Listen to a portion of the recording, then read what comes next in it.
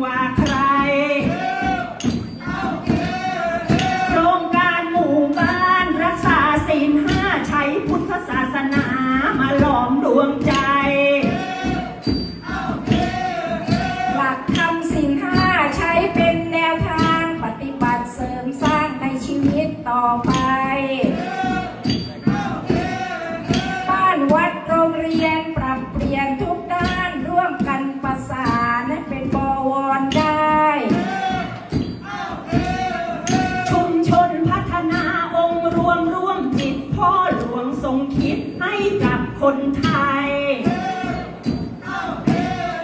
เริ่มจากครอบครัวล้อมรั้วด้วยรักวัดก็ฟูมฟักบ่มเพาะจิตใจจากคำแนะนำที่ให้วันนี้ล้วนเป็นสิ่งดีจะนำไปใช้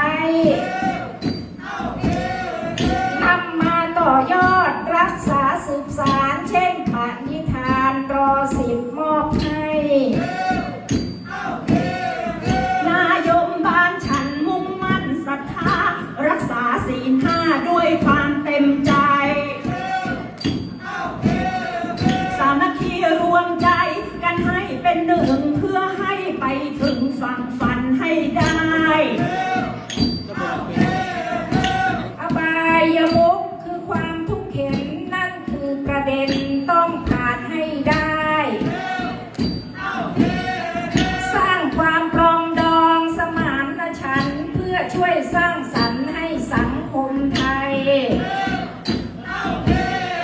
เข้าวัดฟังธรรมโน้มนำดวงจิตกล่อมเกลาชีวิตให้ก้าวต่อไปเด็กเยาวชนผ่านพ้นวิกฤตผู้ใหญ่ช่วยคิดปรับปรุงแก้ไขเมื่อสังคมมีคนดีอยู่มากก็ไม่ลำบากที่จะทำสิ่งใดนายมบ้านฉันและมุ่งมั่นดังว่าหมู่บ้านรักษาศีลห้าแล้วก็ทำได้น้อมกราบทุกท่านที่มาวันนี้สัญญาจะทำความดีกันต่อไป